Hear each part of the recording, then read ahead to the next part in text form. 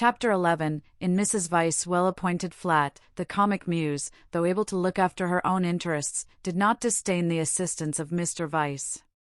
His idea of bringing the Emersons to Windy Corner struck her as decidedly good, and she carried through the negotiations without a hitch. Sir Harry Otway signed the agreement, met Mr. Emerson, who was duly disillusioned. The Miss Allens were duly offended, and wrote a dignified letter to Lucy, whom they held responsible for the failure.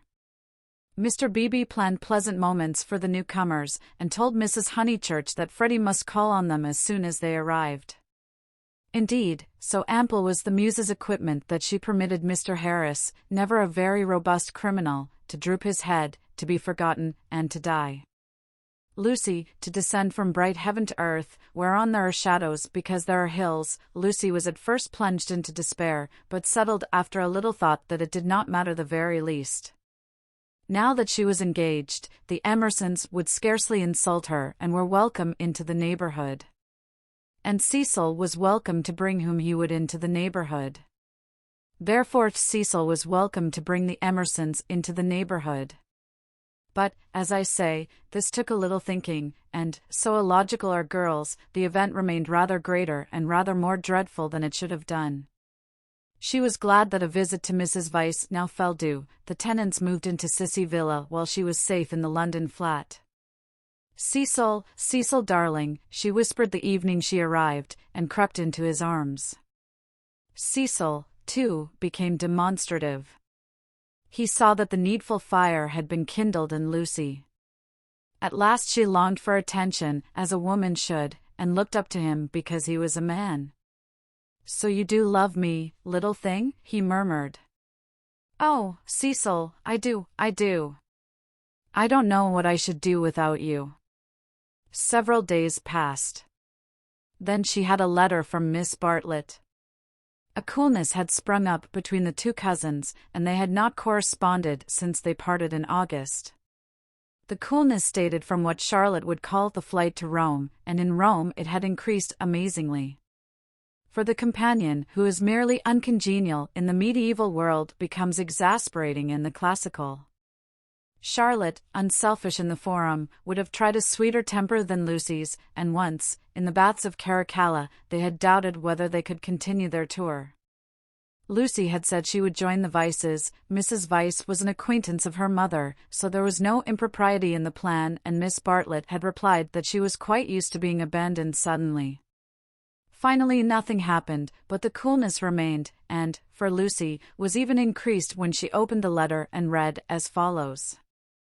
It had been forwarded from Windy Corner. Tunbridge Wells, September. Dearest Lucia, I have news of you at last.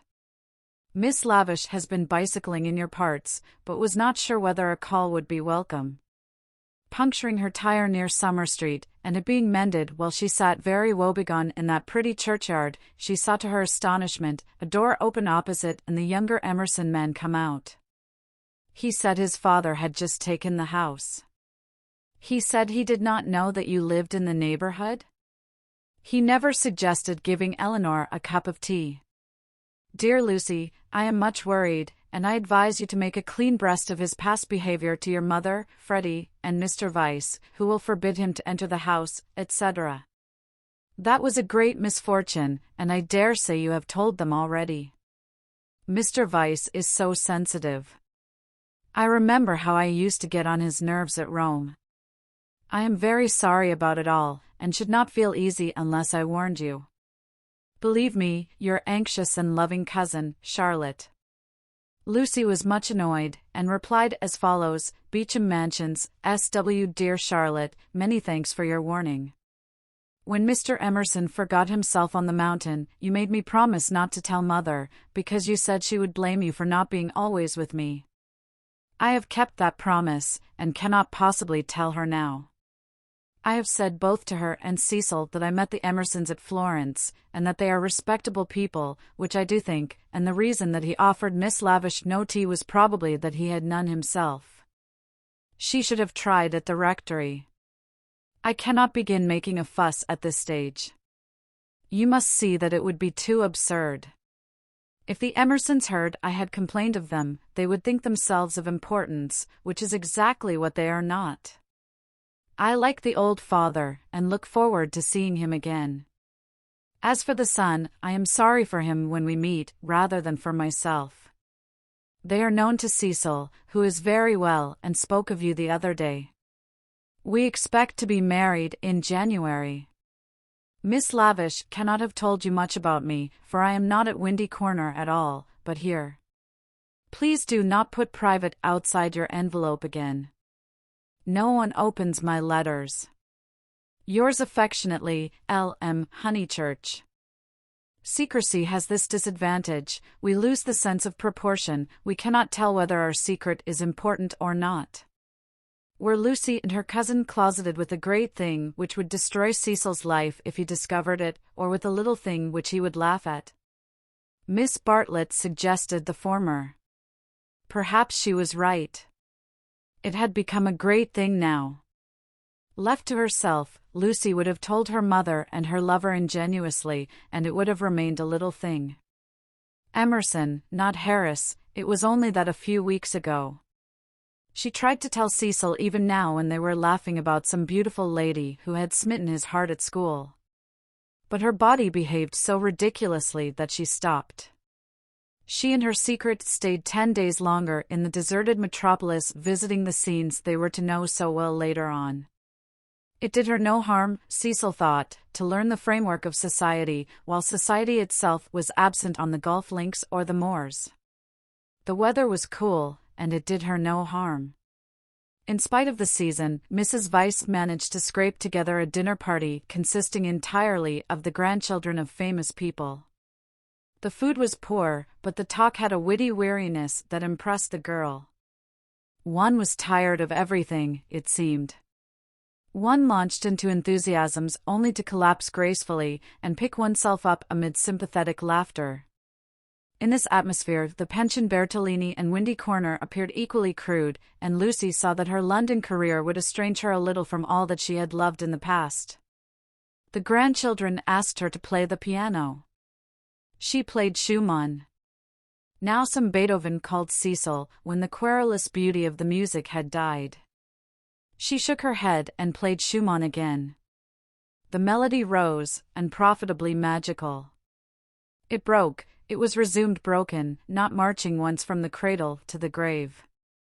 The sadness of the incomplete, the sadness that is often life, but should never be art, throbbed in its disjected phrases, and made the nerves of the audience throb. Not thus had she played on the little draped piano at the Bertolini, and too much Schumann was not the remark that Mr. Beebe had passed to himself when she returned. When the guests were gone, and Lucy had gone to bed, Mrs. Vyse paced up and down the drawing-room, discussing her little party with her son. Mrs. Vyse was a nice woman, but her personality, like many another's, had been swamped by London, for it needs a strong head to live among many people.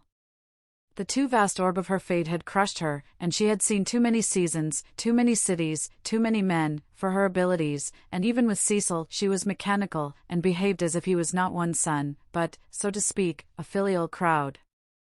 "Make Lucy one of us," she said, looking round intelligently at the end of each sentence, and straining her lips apart until she spoke again.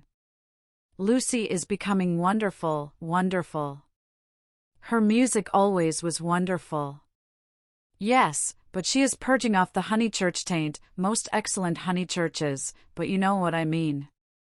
She is not always quoting servants, or asking one how the pudding is made. Italy has done it." "Perhaps," she murmured, thinking of the museum that represented Italy to her. "It is just possible. Cecil, mind you marry her next January. She is one of us already." "But her music," he exclaimed. "The style of her. How she kept to Schumann when, like an idiot, I wanted Beethoven. Schumann was right for this evening. Schumann was the thing. Do you know, Mother, I shall have our children educated just like Lucy. Bring them up among honest country folks for freshness, send them to Italy for subtlety, and then, not till then, let them come to London. I don't believe in these London educations, he broke off, remembering that he had had one himself, and concluded, at all events, not for women. Make her one of us, repeated Mrs. Vyse, and process to bed. As she was dozing off, a cry, the cry of nightmare, rang from Lucy's room. Lucy could ring for the maid if she liked, but Mrs. Vyse thought it kind to go herself. She found the girl sitting upright with her hand on her cheek. I am so sorry, Mrs. Vyse, it is these dreams. Bad dreams? Just dreams. The elder lady smiled and kissed her, saying very distinctly, You should have heard us talking about you, dear. He admires you more than ever. Dream of that. Lucy returned the kiss, still covering one cheek with her hand. Mrs. Vyse recessed to bed. Cecil, whom the cry had not awoke, snored. Darkness enveloped the flat.